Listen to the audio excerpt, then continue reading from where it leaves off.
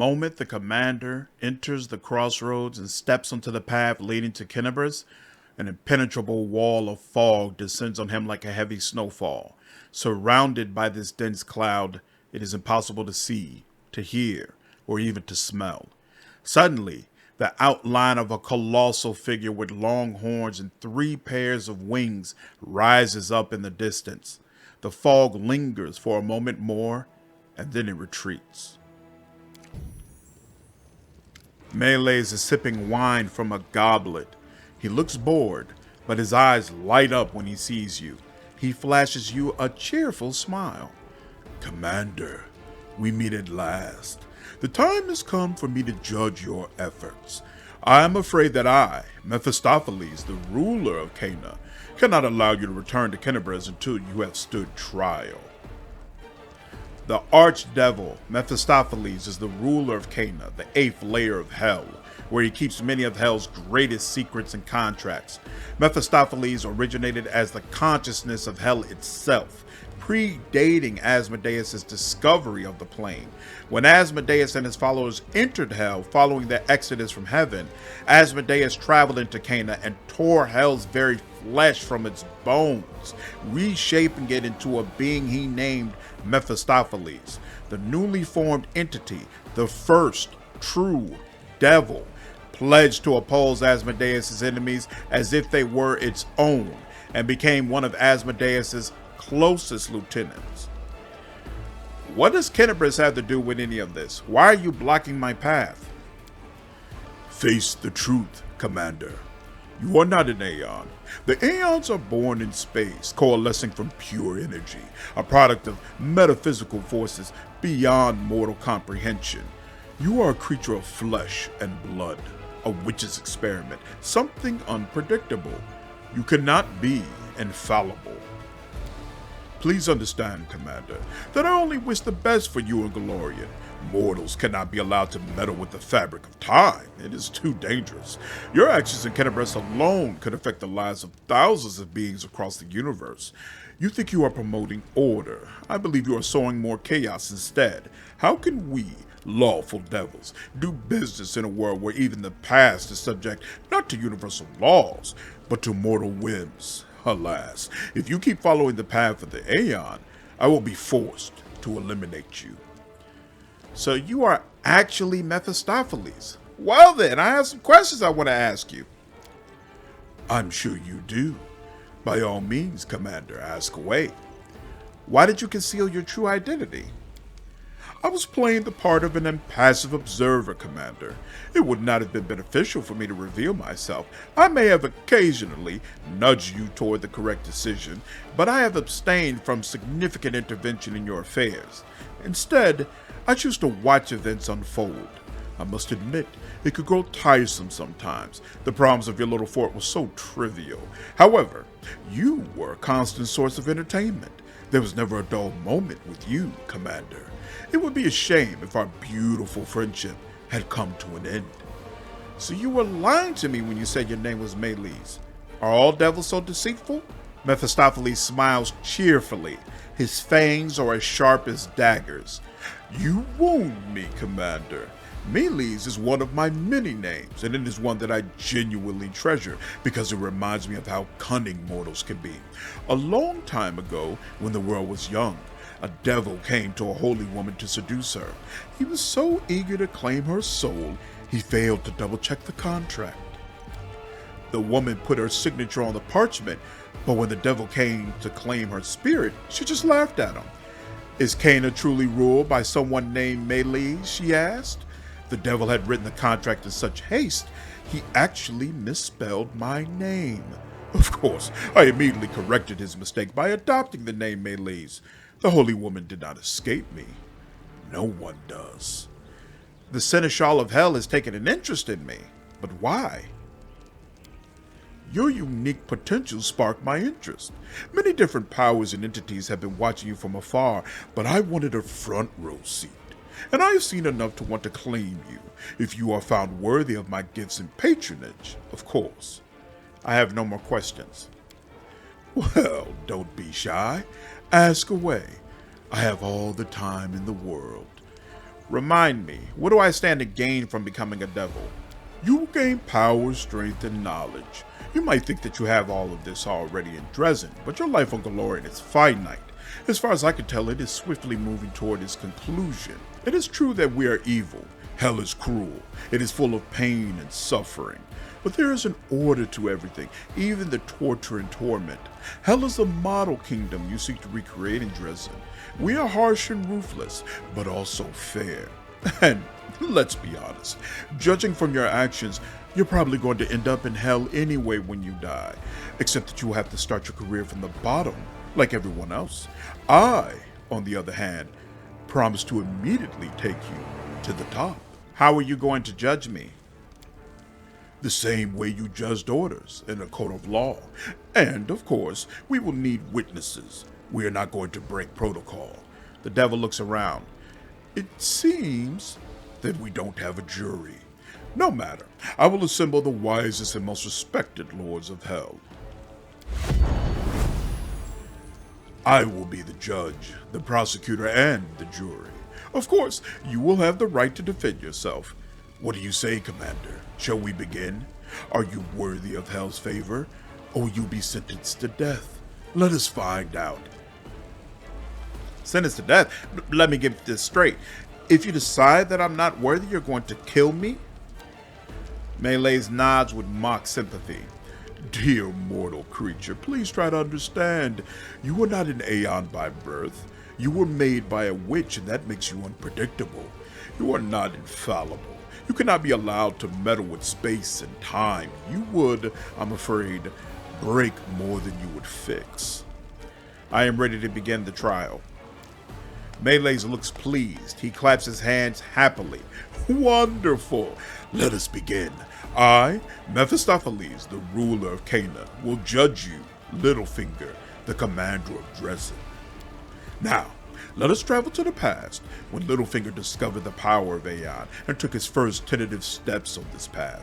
We aren't really going to travel through time, of course. I'm speaking figuratively. We don't have the audacity of this self-proclaimed Aeon. When Littlefinger began to solve petty, insignificant disputes brought up by petty, insignificant people, he immediately demonstrated a talent for diplomacy. Of course, the humble devil Melees had to prompt, push, and direct the commander to making the right decisions. Really, you could say that Melees became his teacher and mentor. But the devil's tireless efforts have paid off. The commander is beginning to stray from the false path of the Aeon. But that is all water under the bridge. Since that time, the commander has made many decisions. Some of them were good, and others were questionable. He even tried to bring order to the abyss. But let's continue our journey through the commander's past. Our hero departed the abyss and decided to punish everyone who had harmed Dresden. But then something went wrong. He could no longer summon the power of the Aeons, and that is hardly surprising. After all, how can a simple mortal creature pretend to be an Aeon? It was a mistake for the commander to claim this mantle from the very beginning. Littlefinger, this simply isn't your path. But perhaps you'd like to say something. My lords, it is a great honor to be given so much attention. Everything I've heard so far has been very enlightening. I'd like the judge and jury to take my lack of experience into consideration before they declare the final verdict. No Golarion has ever become an Aeon before, so this case is truly unprecedented. Ha ha ha! Very clever. I like how quickly you've grasped the rules of the game. Your mental acuity does you credit. But now that I have briefly described the life of our pseudo-Aeon, we can now discuss the reason I call this court into session. It is not an Aeon's judgment that sets it apart from everyone else. I am no Aeon, but I wear the mantle of judge very well, as you can see. No, what sets an Aeon apart is their ability to change the balance of the universe. It is in the Aeon's nature to seek balance, so when our pseudo-Aeon found himself in the chaos of the Worldwound, he chose to become a servant of order.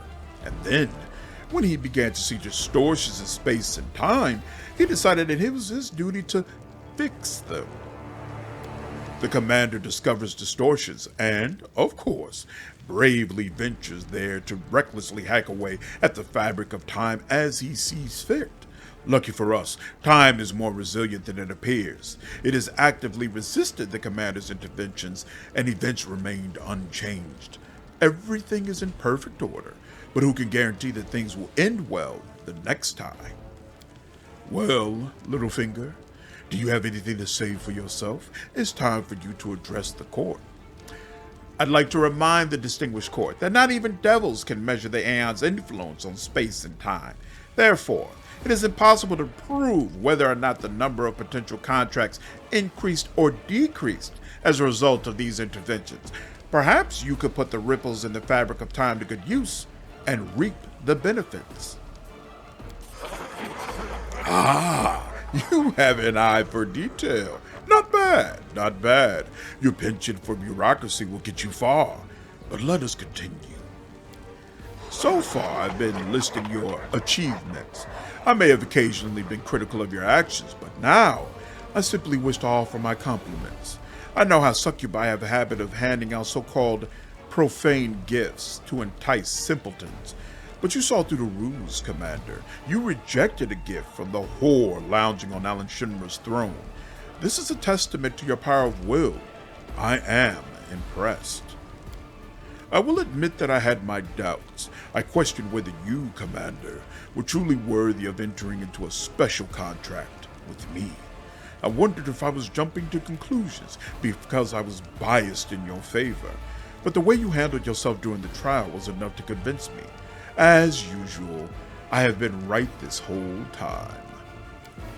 So here's the final verdict. The court finds you worthy. Littlefinger, it is time for you to sign a contract with me. Forsake the false path of the Aeon and embrace your true destiny as a devil. You have what it takes. Trust me.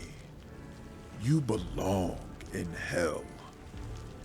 Lawful requires Devil Mythic Path. I agree to sign your contract.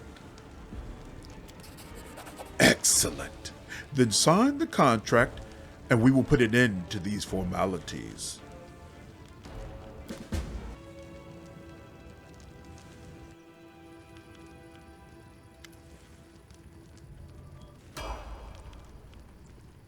Mephistopheles looks over the contract one more time, then smirks. Excellent, Commander. Congratulations on joining the ranks of the Devils. Now everything is perfectly legal. Allow me to join in on the congratulations, Commander. I cannot help but note you've chosen your allies wisely. I am sorry you chose hell, but it seems this is our path in this war. I hope this all pans out for you, Chief, but this fella makes me feel a little uneasy all the same. Not a fan of contracts and laws, me. They'll have you tied up in knots before you even realize it. Asmodeus be praised. Finally, our Lord has rewarded me for my faithful service. Oh no, your service has only begun, and the most valuable rewards lie ahead of you. I am convinced you will have a brilliant career. What should I do next? The same thing you've been doing.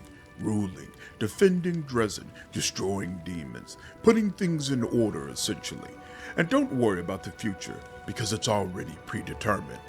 From now on, you're part of hell. Will you teach me the devil's craft? What would be the point? Why teach someone already skilled at everything?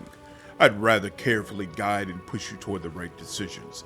The devil's craft is a lifelong journey, not something that can be taught. You look pleased. What's the catch? Mephistopheles' smirk grows even wider. Why must there be a catch?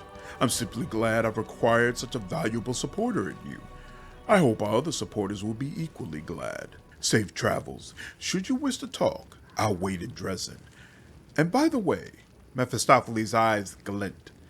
Always remember that you're not alone.